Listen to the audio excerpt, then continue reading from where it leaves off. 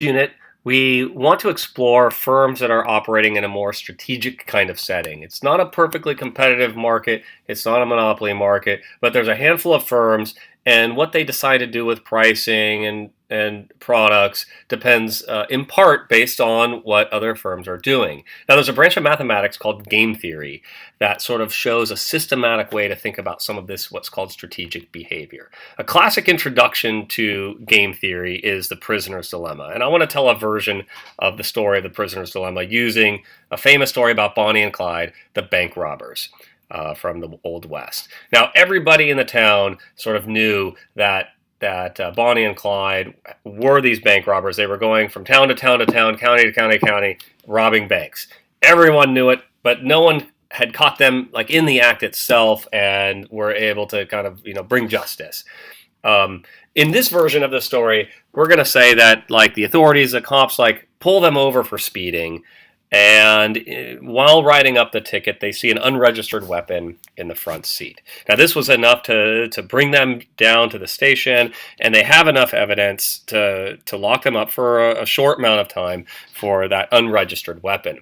Of course, everyone wants them to be put away for the bank robberies, the felony, and to be put away for a long time. How can we figure out a way for those authorities to kind of get them to testify against one another, which would be evidence in this case? Well, here's where game theory can be a tool to help.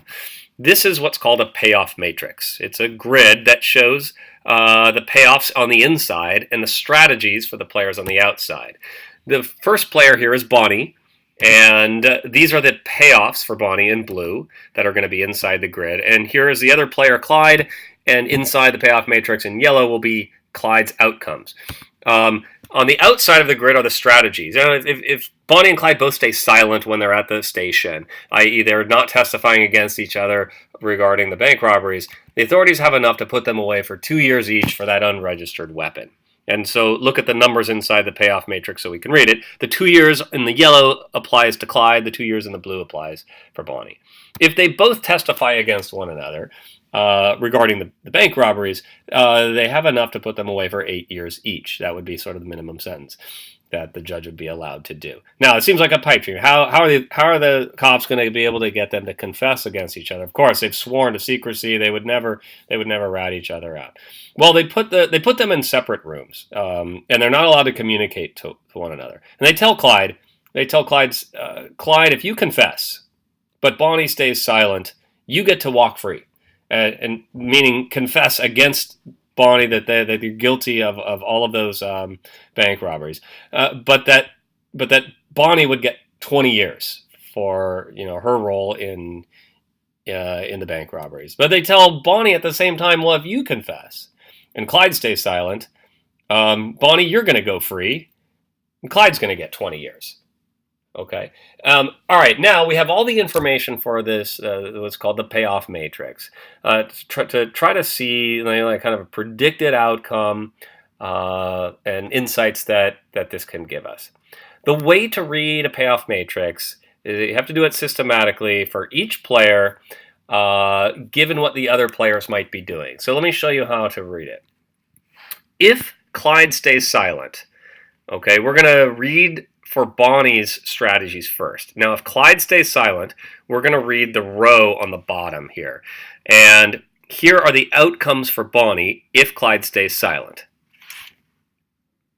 If she stays silent, she would get 2 years. If she confesses, she goes free.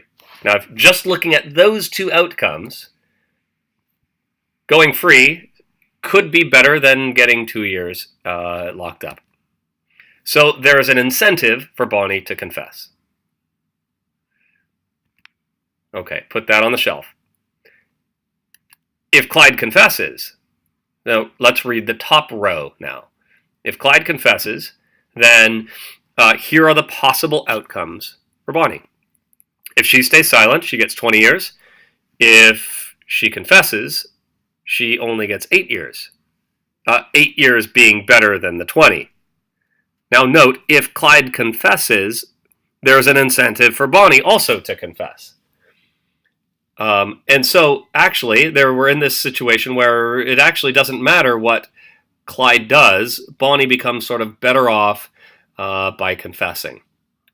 If we read the payoff matrix now column by column, in the same way we just did for Bonnie, but now we're analyzing the outcomes for Clyde. If we read it column by column, we would actually, these numbers are mirror images of one another, and we'd arrive at that same outcome. And in fact, no matter what Clyde does, Bonnie was better off confessing. And if we do it in the mirror image, no matter what Bonnie does, Clyde is going to be better off confessing.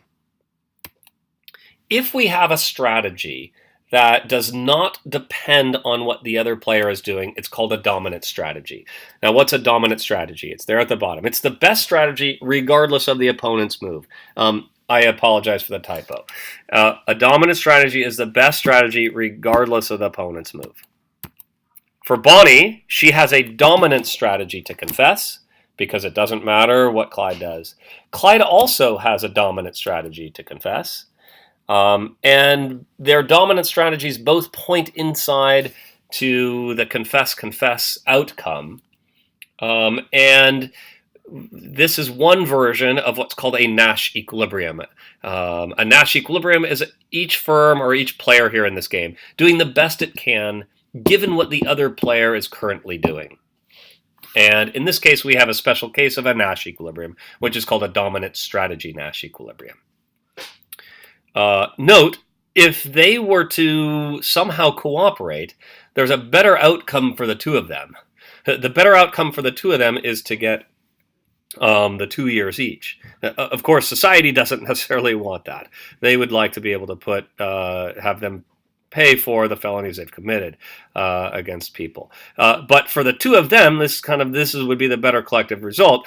But with the information that we have just on the payoff matrix, there's not enough to tell us that they would be able to achieve that. Now, they would need some other kind of outside force that's not here to be able to push away from the Nash equilibrium to get to this outcome. They have to swear to one another. There'd have to be some kind of other threats that would try to compel that kind of outcome. But there's a powerful force here for the Nash equilibrium. Okay, that is an introduction to game theory, showing payoff matrix, the players, strategies, and possible outcome with a Nash equilibrium. And so let's use that to kind of get started with some of these problems.